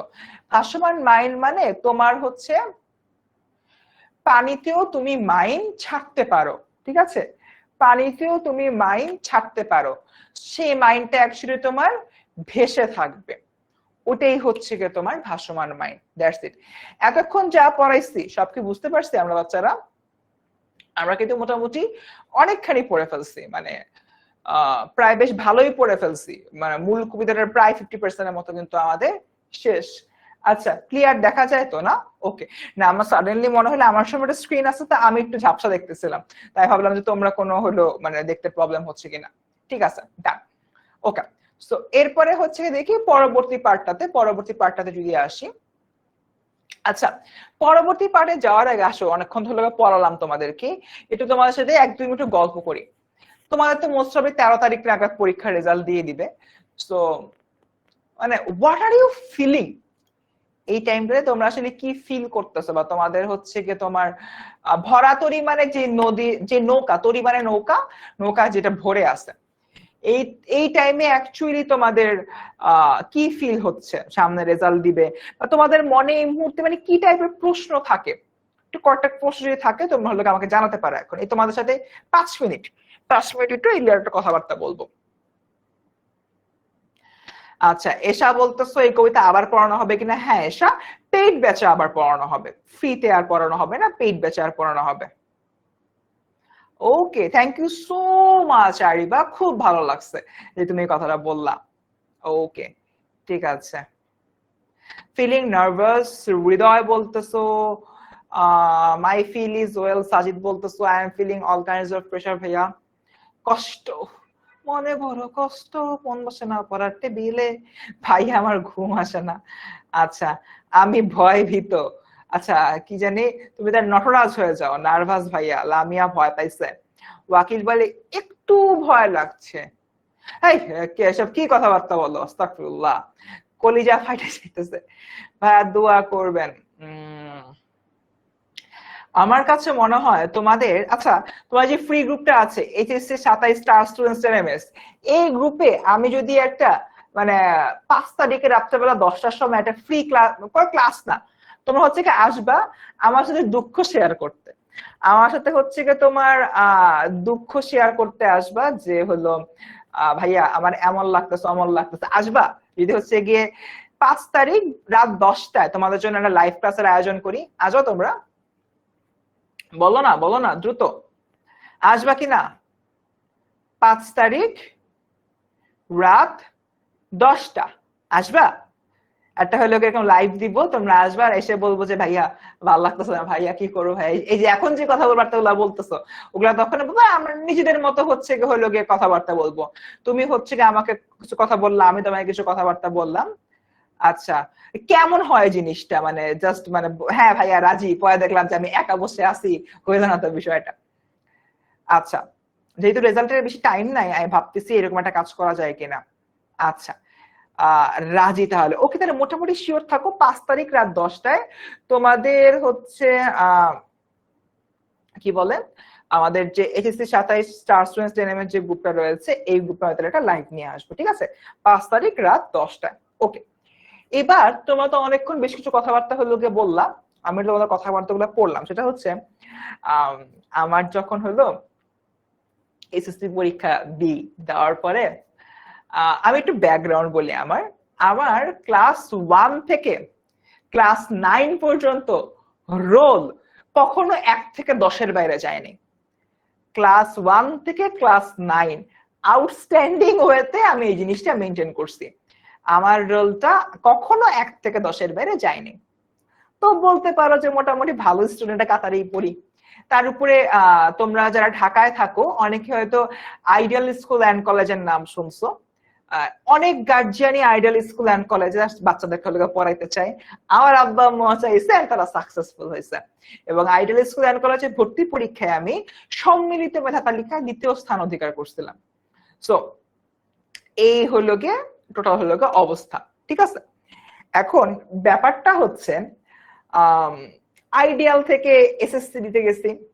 ক্লাস 10-এ যখন আমি উঠি, for the very first time আমার রোল 10-এর বাইরে যায়, এবং শুধু 10-এর বাইরে না, আমার রোল 20-এর বাইরে যে রোল হয়ে যায় 23। আমার তো ভাই হাই হাই ইজ্জত কা ফালুদা, এই অবস্থা কেন? ক্লাস 10-এ এটা হয়েছে। ক্লাস 1 থেকে 9 ভাই আমার রোল 1 থেকে 10-এর মধ্যে আছে। আমি আমার আমি আমার সেকশনে কখনো আমি মানে টপ 10 এর বাইরে যাই নাই, এন্টায়ারলি ফুল আইডিয়াল স্কুলের মধ্যে কখনোই 500 এর বাইরে যাই নাই, মানে বিশাল একটা হচ্ছে তোমার ব্যাপার স্যাপার। তো ক্লাস 10-এ ভাইয়ার রোল কত হইলো? ভাইয়ার রোল হয়ে গেল 23। তো ভাইয়া তো অনেক স্যাড, মানে পুরাটা বছর আমার অনেক স্যাডেস্ট ওয়ের মধ্যে দিয়ে গেছে। এখন আমি কেন হচ্ছে কি তোমার 5 তারিখ কোনো কারণ নেই, মনে হইলো কালকে শুক্রবার, শুক্রবারে আমি একটু চিল টিল করবো, চিল করে 5 তারিখে নিব, এটাই আর কি। ওকে ঠিক আছে, 5 তারিখে আমরা মিলাদ পড়াবো না হয় লাইভে, নো প্যারা ডু ফুর্তি। তো রোল 23 হয়ে গেল আমার। তো পুরাটা বছর না আমার অনেক হচ্ছে গিয়ে খুব কষ্টের মধ্যে দিয়ে গেছে, আমার এই রিয়েলাইজেশনের মধ্যে গেছে 23 কেন। আর আইডিয়াল করে বাজে সিস্টেম ছিল, রেজাল্টের উপর ভিত্তি করে সেকশন আলাদা করতো। তো আমি পড়ছিলাম ছেলেদের 3 নাম্বার সেকশনে। আমাকে একদিন এক স্যার হচ্ছে কি সমাজ পড়াইতো, স্যার আমাকে দেখে যে আমি ছেলেদের সেকশন 3-এ বসে আছি, স্যার আমাকে দেখছে। এরপর ওই স্যারের কাছে আমি কোচিং এ করতাম, কোচিং এ গেছি, স্যার বলে তুমি ছেলেদের সেকশন 3-এ কেন, তোমার তো সেকশন একা থাকার কথা। আমি বললাম স্যার জানি না স্যার, আমার কেন জীবনটা এমন হইলো, এই হইলো গিয়ে অবস্থা। এইবার না আমাকে বাসা থেকে বকা দেয়নি, কেন জানি আমি জানি না। এবার আমি বলি আমার রোল 23 কেন গেছিল। তার কারণ হচ্ছে আমি ছোটবেলা থেকে ডিবেট করতাম, 5 থেকে ডিবেট করি, তো 8-9 এর ধুমায় ডিবেট করছি, এত ডিবেট করছি, করার কারণে তারা যেটা হয়েছে 9-এ আমার পড়াশোনা করি নেই অ্যাকচুয়ালি। সো এটার ফল হিসাবে আমি ক্লাস 10-এ এসে রোল 23 হয়ে গেছে। তো আব্বু আম্মু জানতো যে আমার রোল 23 হওয়ার পিছনে রিজনিংটা কি, রিজনিং এর কারণে আমার কোনো বকাঝকা দেয় না, এখানে তারা খুবই মন খারাপ করতো। ওকে, সো এরপরে হচ্ছে গিয়ে আমার রেজাল্টের সময় আসলো, পরীক্ষার টাইমে আসলো, এবং পয়েন্ট টু বি নোটেড আমার কিন্তু যখন আমি প্রিটেস্ট পরীক্ষা দিই, প্রিটেস্ট পরীক্ষায় আমি হায়ার ম্যাথে ফেল করছিলাম। আমি এটা এখন সব জায়গায় প্রাউডলি না, আমি ক্লিয়ারলি এন্ড ফ্র্যাঙ্কলি কথাটা বলি, হায়ার ম্যাথে ফেল করছিলাম, এবং ফর মোস্ট প্রবাবলি 2 or 3 মার্কসের জন্য। তো এরপরে সমস্যা নেই, যেহেতু এক সাবজেক্টে আমার ক্রস ছিল, জাস্ট হলো মানে স্কুলে হলো কিছু বলে নাই, 3 সাবজেক্টের উপরে ফেল করলে স্কুল ঝামেলা করে। তো পরে হচ্ছে কি টেস্ট পরীক্ষা দিলাম, টেস্ট পরীক্ষায় আলহামদুলিল্লাহ অল ইনক্লুসিভ পাস টাস করে ফেলছি, একদম লাইভ জিঙ্গাওয়ালা। তারপরে স্কুলের মডেল টেস্ট গুলো মোটামুটি ভালো রেজাল্ট করছি। সো আমার পুরাটা এসএসসি পরীক্ষায় আমি সবচেয়ে বেশি ভয় পাইতাম হায়ার ম্যাথ নিয়ে, এবং হায়ার ম্যাথ পরীক্ষাটা আমি অনেক ভয়ে দিছি। আমার স্ট্রংগেস্ট জোন ছিল জেনারেল ম্যাথ, সেই জেনারেল ম্যাথে আমি 96 আনসার করতে পারছি। 100 মার্কের পরীক্ষা আমি 96 আনসার করে থুয়ে আসি, আমি 4 নাম্বার আনসারই করিনি। পরীক্ষার দিন আমার আম্মু তো সরকারি চাকরি করে, তো পরীক্ষার রেজাল্টের দিন আম্মু হচ্ছে কি ছুটি নিছে, আব্বুর ব্যবসা আব্বুর ব্যবসা ছিল ঢাকা ক্যান্টনমেন্টের ভেতরে। তো আব্বু ওই দিন যায় না, বসে আছে। তো রেজাল্টটা দেয় না, বুঝছো, আমি আমার রেজাল্টের কাহিনী বলতেছি, রেজাল্ট দেয় না। আমি এটা কথা বলতেছি 2000 কত সালে, 17 সালের পরীক্ষায়, 2017 সালের কথা, মানে আজ থেকে প্রায় 8 বছর আগের কথা বলতেছি আমি। তো আমার যে রুমটা, আমার রুমে হচ্ছে গিয়ে রুমের ডেকোরেশনটা এরকম ছিল, এইদিকে হচ্ছে তোমার জানলার সামনে হচ্ছে গিয়ে খাটের ডান পাশে আমার পড়ার টেবিলের সামনে একটা ওয়ার্ড্রোব। সো আমি আমার খাটের সামনে বসে আছি, তখন বাসার মধ্যে তোমার মোবাইল বলতে হচ্ছে কি আব্বুর একটা বাটন ফোন ছিল, আব্বু নিজে বাটন ফোন চালাইতো, আর আম্মুর একটা হচ্ছে কি তোমার অর্ধেক টাচ অর্ধেক বাটন এরকম একটা মোবাইল ছিল। সো আমি আম্মুর মোবাইলটা নিয়ে বসে আছি, আমার তখন মোবাইল নাই, তোমাদের যেরকম এখন হলো মোবাইল থাকে অনলাইন ক্লাস চলে, আমার তো নিজের মোবাইল নাই। তো আমি আম্মুর মোবাইলটা নিয়ে বসে আছি, আল্লাহ করতেছি, আল্লাহ কখন রেজাল্ট দিবে। তখন হচ্ছে একটা সিস্টেম ছিল যে টেলিটকের সিমে একটা কোড পাঠালে মেসেজে হলো গিয়ে তোমার রিপ্লাই হচ্ছে গিয়ে দিয়ে দেয়, তাই পাঠাই, রিপ্লাই দেয় না। এদিকে দেখতেছি যে আমার বন্ধু আমার ফোন দিয়ে বলতেছে মামা রেজাল্ট বাইরে হয়েছে, রেজাল্ট পাইছোস? আমি বল দোস্ত না পাই নাই, তুই পাইছো? দোস্ত আমিও পাই নাই, বাট রেজাল্ট কিন্তু বাইরে হয়েছে। সো মানে অবস্থাটা এত বাজে হয়েছিল, আল্লাহ রেজাল্ট দিয়ে দিছে বাট আসতেছে না, ওই জ্যাম, ওই টাইমে তো সবাই একসাথে রেজাল্ট দেখতে নেয়, জ্যাম লেগেছে। তো দেখি যে আমার আব্বু আম্মু দুজনে আমার সামনে দিয়ে ঘোরাঘুরি করতেছে। তো এক পর্যায়ে হচ্ছে আব্বু বললো আচ্ছা আমার একটু হলো কাজ আছে, আমি হলো 10 মিনিট নিচে যাবো, আসবো। আব্বু বাইরে চলে গেছে। এরপরে আম্মুর এমন দৌড়াদৌড়ি, আম্মুর তখনই হচ্ছে কি ডায়াবেটিস হাই প্রেশার ছিল। সো আমার আম্মু আমার অবস্থা দেখি আর রেজাল্টের পাশে আম্মু বলতেছে আমার খুব খারাপ লাগতেছে, আমি একটু ওয়াশরুমে গেলাম। সে হলো ওয়াশরুমে গেছে। এমন একটা মোমেন্ট, আমার বাপও বাসায় নাই, আমার মা আমার পাশে নাই। ক্লাস 10-এ পড়ি, তোমাদের মধ্যে তো বয়স, ছোট মানুষই তো। তো দিতেছি মেসেজ পাঠাইতেছি, টেলিটকের বাচ্চা টেলিটক রিপ্লাই দেয় না। সাডেনলি পটাশ করে একটা মেসেজ আসলো, টুং। দেখি যে টেলিটক। এইভাবে ইয়া করলাম, ঢুকলাম, দেখি যে পাশাপাশি ঘিজিবিজি করে লেখা।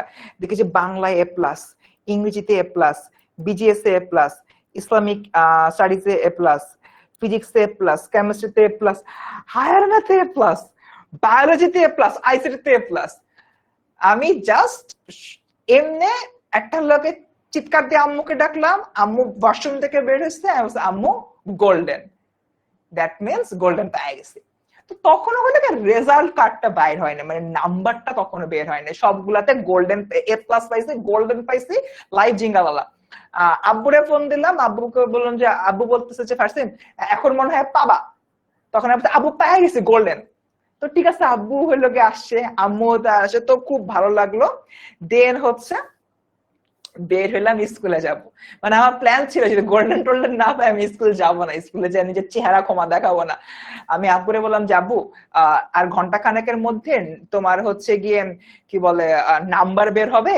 সো এই number, roll number, registration number. তখন তো বাসায় আমার ল্যাপটপ কম্পিউটার কিছুই নেই। তুমি হলো গিয়ে সাইবার ক্যাফে থেকে ইয়া করো, কি বলে আমার রেজাল্ট হলে বাইর করে আনো, ঠিক আছে? তো আম্মু তো খুব খুশি, আম্মু আমাকে অনেক আদর করতেছে, আব্বু আমাকে অনেক আদর করতেছে। গেলাম এরপর স্কুলে গিয়ে স্যাররা বলে, স্যার গোল্ডেন পাইছি, গোল্ডেন পাইছি। এই অবস্থা। যে স্যার আমার বলছিল যে রোল 23 দেখা, তুমি ছেলেদের সেকশন নাম্বার 3, এই অবস্থা কেন? ওই স্যারকে বল, স্যার গোল্ডেন পাইছি, স্যার গোল্ডেন পাইছি, ইয়াস ইয়াস। মানে বিশাল মানে মজার ব্যাপার। আমি রেজাল্ট হাতে পাইছি বেলা 12:30টায়, স্কুলে গেছি আমি 1:15টায়। 2:30টার সময় আব্বু আমাকে ফোন দিছে। তখন হচ্ছে কি মানে আমাদের বাসায় আরেকটা হলো কি তোমার বাটন ফোন ছিল, ওই বাটন ফোনটা আম্মু আমাকে দিছে, দিয়ে বলছে এই বাটন ফোনটা নাও, নিয়ে স্কুলে যাও, কিছু লাগলে তোমাকে হলো কি ফোন দিব। ওকে, ওই বাটন ফোন নিয়ে স্কুলে গেছি, আমার তো নিজের ফোন নাই। তো আব্বু হলো গিয়ে আমাকে 2:30টার সময় ফোন দিচ্ছে, ফারসিন হ্যাঁ আব্বু তোমার মার্কশিট পাইছি। আমি বলে আল্লাহ, মার্কশিট পেয়ে গেছে, কি একটা অবস্থা। আমি বললাম যে আচ্ছা মানে গোল্ডেন তো জানি, মানে মার্ক কেমন পাইছে? বলে আব্বু তুমি তো অনেক ভালো রেজাল্ট করছো, তুমি হায়ার ম্যাথে 100-তে 100 পাইছো। হোয়াট? হায়ার ম্যাথে আমি 100-তে 100 পাইছি? এর মধ্যে দেখি যে আমার আরেকটা ফ্রেন্ড আসতেছে, ও বলতেছে যে দোস্ত মার্কশিট বের হয়ে গেছে, মার্কশিট দেখতে হবে। আমি বললাম যে আচ্ছা আব্বু ঠিক আছে, আমি একটু দেখি কারোর কাছে দেখতে পারি কিনা। তারপরে আমি আমার বন্ধুর কাছে গেছি, বন্ধুর কাছে যে বলছে দোস্ত দোস্ত আমার একটু রেজিস্ট্রেশন নাম্বার আর রোল নাম্বারটা দে না। তো হলো কি দিছে। তারপর হলো গিয়ে আমি দেখি বাংলায় 162, ইংরেজিতে 170, জেনারেল ম্যাথে 96 অ্যান্সার করছিলাম না, জেনারেল ম্যাথে আমি পাইছি 94। 96 অ্যান্সার করে জেনারেল ম্যাথে আমি 94 অ্যান্সার পাইছি। ওকে, এরপর হচ্ছে কেমিস্ট্রিতে আমার এখন মনে আছে 96, ফিজিক্সে 98, আইসিটিতে আমাদের সময় 50 ছিল, 50-এ 85 পাইছিলাম। And then comes the higher ম্যাথে 100, আর বায়োলজিতে আমি 88 পাইছিলাম। আমি জাস্ট আমার হায়ার ম্যাথের রেজাল্টটা দেখা না, মানে আমার মনে হয়েছে যে এই যে আমি একটা বছর এতটা মেন্টাল ডিপ্রেশনের মধ্যে দিয়ে গেছি, ডিপ্রেশনটা আমার নিমেষে না হয়ে গেছে না। I did it and I made it. আমি হায়ার ম্যাথে ফাইনালি আমার যে এটা ইয়া ছিল, আমি যে ছেলে প্রিটেস্টে হায়ার ম্যাথে ফেল করছি, ওই ছেলে এসএসসি তে হায়ার ম্যাথে 100 আউট অফ 100 পাইছে। মানে ওই টাইমের যে ফিলিংসটা, ওই ফিলিংসটা না সম্পূর্ণ ডিফারেন্ট টাইপের। এবার তোমাদেরকে হচ্ছে গিয়ে বলি, তোমাদের সাথে পার্টিকুলারলি এই জিনিসটাই হবে। তার কারণটা কি? তোমাদেরকে আমি পড়াইছি, শুধু আমি পড়াই নাই, তোমাদেরকে আমাদের এন্টারটেনমেন্টস এর টিচার প্যানেলের সবাই পড়াইছে, এবং এসএসসি 25 ব্যাচ, যেটা এখন এইচএসসি 27 ব্যাচ, তোমাদের উপরে আমাদের পুরো টিচার প্যানেলের না একটা ভরসার জায়গা আছে। ওরা পারবে, এই ব্যাচটা পারবে, এই ভরসার জায়গাটা আছে। এবং আমি বিশ্বাস করি এই যে তোমার ভরসার জায়গাটা, এটা তোমার হচ্ছে রাখতে পারবা। এবং তোমরা নিজেদের উপরে এই মুহূর্তে ভরসা রাখো। আর এই জিনিসটা সবসময় হচ্ছে মাথায় রাখো যে ভাইয়াদের আমাদের উপরে ভরসা আছে, আমরা আমাদের একদম সর্বোচ্চটা দিয়ে ট্রাই করছি। এর উপরে অ্যাকচুয়ালি যাওয়ার পসিবল না। উপরে আল্লাহ ছিল, আল্লাহ আছেন, নিচে ভাইয়ারা ছিল, ভাইয়ারা আছেন, বাকিটা আল্লাহ ভরসা। জাস্ট এতটুকু ভরসা নিজের উপরে রাখো, মহান আল্লাহ রাব্বুল আলামিনের উপরে রাখো, যারা অন্যান্য ধর্মের রয়েছে নিজ নিজ সৃষ্টিকর্তার উপরে রাখো। আর এই জিনিসটা বিশ্বাস করো, ভালো রেজাল্টটা তোমার কাছেই আসবে, কারণ তুমি কষ্ট করছো। যারা কষ্ট করে তাদের কেষ্ট মেলে। উৎকৃষ্ট প্রমাণ আমি হায়ার ম্যাথে ফেল করছিলাম প্রি টেস্টে। এরপর থেকে প্রত্যেকটা দিন আমি হায়ার ম্যাথে কাজ করছি, প্রত্যেকটা দিন রাত্রেবেলা আমি হায়ার ম্যাথের এমসিকিউ সলভ করছি। আর কামছি যে আমি পারতেছি না কেন, আমার দ্বারা হইতেছে না কেন, এটা কি এমন জিনিস যে আমি ফেল করছি। আমার মতো স্টুডেন্ট যে গত 9 বছরের হলো 1 থেকে 10-এর বাইরে যায় নাই। সো এই জিনিসটাই at the end of the day একটাই তোমাদেরকে হলো অনুরোধ করব, নিজের উপরে ভরসা রাখো। ওকে, তোমাদের সবার জন্য অবভিয়াসলি সব সময়ের জন্য হলো গিয়ে অনেক অনেক হচ্ছে গিয়ে দোয়া থাকে, এবং এই দোয়াগুলা অলওয়েজ হলো গিয়ে তোমাদের জন্য থাকবে, ঠিক আছে? আচ্ছা, আমরা হলো গিয়ে কোথায় ছিলাম? এখানে ছিলাম। আসো আমরা আবার একটু হলো কবিতার মধ্যে হলো গিয়ে চলে যাই। সো আমি বিদ্রোহী সুত, বিশ্ববিধাত্রীর সুত বলতে আমরা কি অলরেডি হলো গিয়ে বুঝাইছি। সুত মানে হচ্ছে সুতানা, সুত মানে হচ্ছে তোমার পুত্র, ঠিক আছে? এরপর দেখি মোটামুটি হচ্ছে এতটুকু গেল। এরপরে হচ্ছে তোমার এখানে দেখাচ্ছে যে কবিকে অ্যাকচুয়ালি দমন করা যায় না, কারণ কবি হলো গিয়ে অনেক পাওয়ারফুল একজন মানুষ, অন্যায়ের এগেনস্টে। এই বিষয়গুলো নিয়ে কথাবার্তা হচ্ছে কি বলা হলো। ডান। সো আগাই সামনের দিকে আমরা এবার। তারপর হচ্ছে গিয়ে এখানে বলা হচ্ছে, কবি আবার হলো বলতেছেন, বলবীর চির উন্নত মমশির আমি সৃষ্টি, আমি সৃষ্টি, আমি ধ্বংস, আমি লোকালয়, আমি শ্মশান। এখানে কবির দুইটা জিনিস হলো প্রকাশ পেয়েছে। একটা হচ্ছে কবির পজিটিভ দিক, একটা হচ্ছে তোমার কবির নেগেটিভ দিক। কবি বলতেছেন আমি সৃষ্টি, আমি ভালো মানুষের জন্য সৃষ্টি, আমি লোকালয়, যারা হলো কি সৎ মানুষ তাদের জন্য হচ্ছে গিয়ে আমি লোকালয়। এরপরে দেখি কবি, এইগুলা হচ্ছে কবির পজিটিভ দিক। আমি ধ্বংস, আমি অন্যায়ের জন্য ধ্বংস, আমি শ্মশান, আমি অন্যায়ের জন্য শ্মশান। That's it.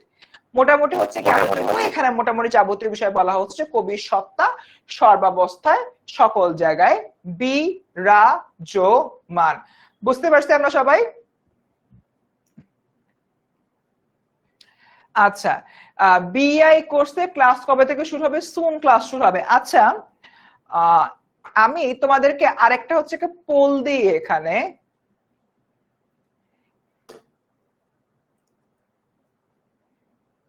পেইড ব্যাচে নাই, যারা যারা পেইড ব্যাচে আছো তারা হলো গিয়ে, আচ্ছা এখানে আমি একটা পোল করতেছি, কারা কারা পেইড ব্যাচে আছো। আমি একটা পোল করলাম, যারা যারা পেইড ব্যাচে আছো তারা হলো কি ইয়েস দিবা, যারা যারা পেইড ব্যাচে নাই তারা হলো কি নো দিবা, ঠিক আছে? আমি হলো কি একটা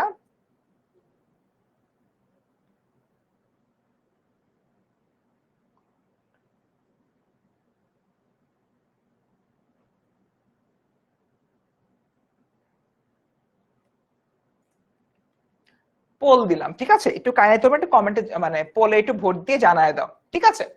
ওকে, সো এতটুকু তো আমরা মোটামুটি বুঝলাম। আসো পরের পার্টটাতে। এরপর হলো কি দেখি আমি অবসান নিশাবসান। এখানে অবসান বলতে বোঝানো হচ্ছে তোমার অন্যায়ের শেষ। অবসান বলতে কি বোঝানো হয়? অবসান বলতে বোঝানো হয় তোমার অন্যায়ের শেষ। নিশাবসান, নিশাবসান বলতে কি বোঝানো হয়?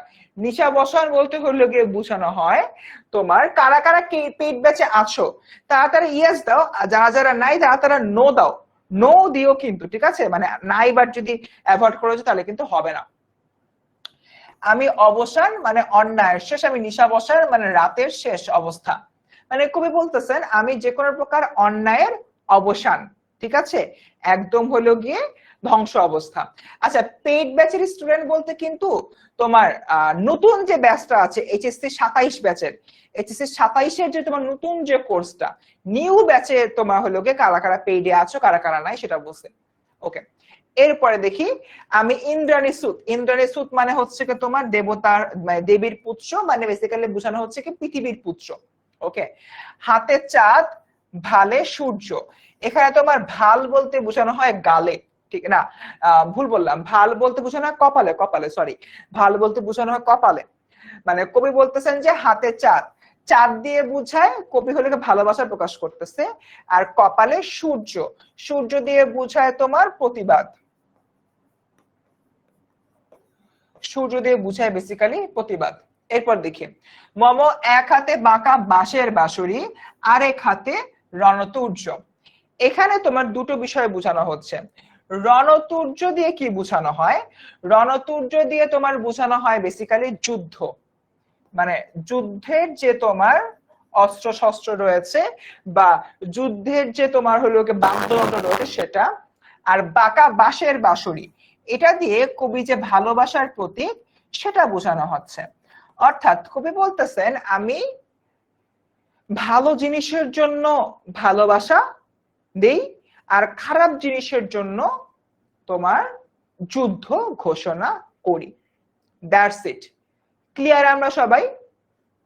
এতটুকু কি আমরা বুঝতে পারছি? কারোর আর কোনো ডাউট আছে? ওকে, আমরা এবার তোমাদেরকে হলো গিয়ে একটা কথা বলি, সেটা হচ্ছে অনেকেই দেখতে পাচ্ছি তোমার সম্পূর্ণ কবিতাটা একবার আবৃত্তি করেন প্লিজ। এটা পেইড ব্যাচে করবো, এখানে অ্যাকচুয়ালি করবো না আজকে, আর গলা আমার শক্তি নেই। তোমাদেরকে একটা কথা বলি, তোমরা অনেকেই জানতে চাচ্ছ যে কিভাবে আমাদের পেইড ব্যাচে ভর্তি হতে হবে। চলো তোমাদেরকে একটু এক ফাঁকে এই জিনিসটা দেখাই দিই, ঠিক আছে? পরে আবার মূল কবিতাতে আসবো।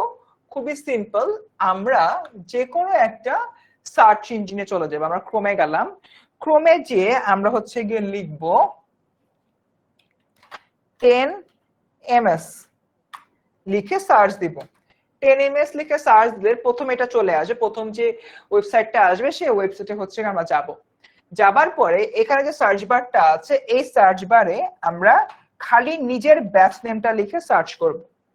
দেখো সব চলে আসছে, যেরকম ফার্স্টে দেখতে পাচ্ছি তোমাদের জিওগ্রাফি হাবিজাবি এগুলো চলে আসতেছে। একটু নিচে নামি, একটু নিচে নামি, একটু নিচে নামি, নিচে নেমে আচ্ছা সেকেন্ডটাতে যাই, বাংলা কোর্সে ভর্তি হব। এই যে আমার বাংলা, এই যে আমার বাংলা চলে আসছে, আমার আর ফারহান ভাইয়ের ছবি দেওয়া আছে। এই যে বাংলা যে কোর্সটা চলে আসছে। এবার এই বাংলা কোর্সের এখানে কিন্তু কোর্স সম্পর্কে বিস্তারিত যাই, সবকিছু দেওয়া রয়েছে। তোমাদের জন্য আমি নতুন একটা জিনিস ইন্ট্রোডিউস করে, সেটা হচ্ছে কি তোমার বাংলার অ আ ক খ। এখানে বাংলা সেকেন্ড পেপারের উপরে তোমার 10টা হ্যান্ড রিটেন নোট দেওয়া, টাইপ করা বাট নিজেদের হাতে লেখা আর কি, নোট দেওয়া আছে। এই নোটগুলা পড়লে তোমার বাংলা দ্বিতীয় পত্রের একটা নিজস্ব নোট হয়ে যাবে, তোমার সেপারেটে নোট করা লাগবে না, খালি এগুলা পড়লেই হবে, ঠিক আছে? সো তোমরা এই জায়গা থেকে বাংলাটা পেয়ে যাওয়া, বাংলার অ ক খ থেকে বাংলা দ্বিতীয় পত্র প্রথম পত্রের জন্য আমি নোট করতেছি, এখন শেষ হয় নাই, তোমাদের ক্লাস শুরু হওয়ার আগে এটা বেসিক্যালি চলে যাবে, ঠিক আছে? এরপরে হচ্ছে দেখো এখানে যেরকম অনেকেই হলো গিয়ে আমাদেরকে কথাবার্তা বলছে, যেরকম যদি দেখি সুমাইয়া সুলতানা কি সাইমা সুলতানা কি বলছে, সত্যি বলতে এই কোর্সে ভর্তি হয়ে অনেক কিছু শিখতে এবং বুঝতে পেরেছি কিভাবে পড়াশোনা করলে এইচএসসি ও অ্যাডমিশন, আমাদের টার্গেট হচ্ছে এইচএসসি থেকে তোমার অ্যাডমিশন পর্যন্ত তোমাদেরকে সার্ভিস দিয়ে যাওয়া। এখন সবকিছু বুঝতেছি, অলরেডি আমাদের এই কোর্সটায় 1146 জন কিন্তু জয়েন করে ফেলছে। এই সব কিছু বাদ দাও, বাট একটা কথা অনেকেই বলতেছিল যে ভাইয়া আর্লি বার্ড অফার শেষ, 3000 টাকার কোর্স ভাইয়া কষ্ট হয়ে যাচ্ছে। তাদের জন্য একটা স্পেশাল সারপ্রাইজ আমি নিয়ে আসছি। সারপ্রাইজটা কি? কোর্সটি কিনুন অপশনে যাবা, এগিয়ে জানে যাবা। তো আমার কোর্সের প্রাইস কত? 3000 টাকা না? আসো, প্রথম 100 জন শুধুমাত্র এই অফারটা পাবা। তুমি কোর্সের এখানে একটা প্রোমো কোডে অপশন আছে, প্রোমো কোড প্রেস করবা।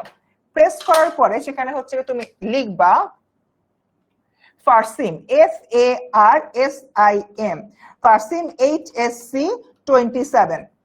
আমার নাম লিখবা, তারপর নিজেদের ব্যাচের নাম লিখবা, ফার্স্ট সিম এইচএসসি 27। লেখার পরে যেই না সাবমিট করবা, ইনস্ট্যান্ট দেখো সাবমিট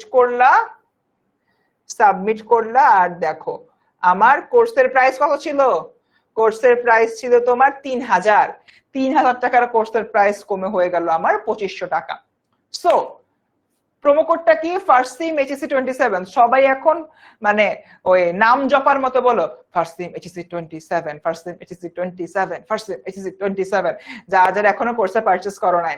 সো তোমরা এই নামটা দিলেই 500 টাকার কিন্তু একটা বিশাল ডিসকাউন্ট পেয়ে যাচ্ছ। এবং এই যে ডিসকাউন্টটা, এই ডিসকাউন্টটা অ্যাভেলেবেল থাকবে প্রথম 100 জনের জন্য। সো টাইম খুবই কম, সবাই খুব র্যাপিডলি ভর্তি হচ্ছে। যখন আমি এইটা হলো গিয়ে দেই, মানে এই কোডটা যখন আজকে আমি সকালবেলা দিই, তখন মেবি আমাদের 1115 জনের মতো স্টুডেন্ট এনরোল করছিল। এখন সেই এনরোলমেন্ট দ্বারা 1146 জন হয়ে গেছে। তার মানে অলরেডি যদি আমি চিন্তা করি 15, 25, 35, 45, হ্যাঁ অলরেডি তোমার কিন্তু 30 জন ভর্তি হয়ে গেছে। সো আর কিন্তু 70টার মতো সিট খালি আছে।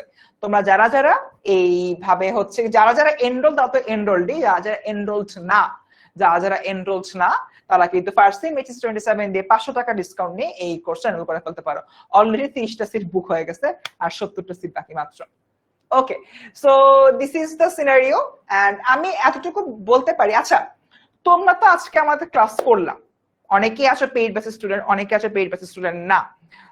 তোমরা একটু কাইন্ডলি আমাকে বলো তো, যেইভাবে হচ্ছে তোমাদের আজকে পড়ালাম, যদি তোমরা পেইড ব্যাচে হলেও কি সার্ভিস পাও, এভাবেই তো দিব। অ্যাকচুয়ালি আমি এভাবেই তো পড়াই, আমি তো পড়ানোর স্টাইল থেকে আর বেরোতে পারবো না। How was it? Is it good to you? এটা কি তোমাদের জন্য ভালো লাগছে না খারাপ লাগছে? একটু কাইন্ডলি জানাও তো। How was it?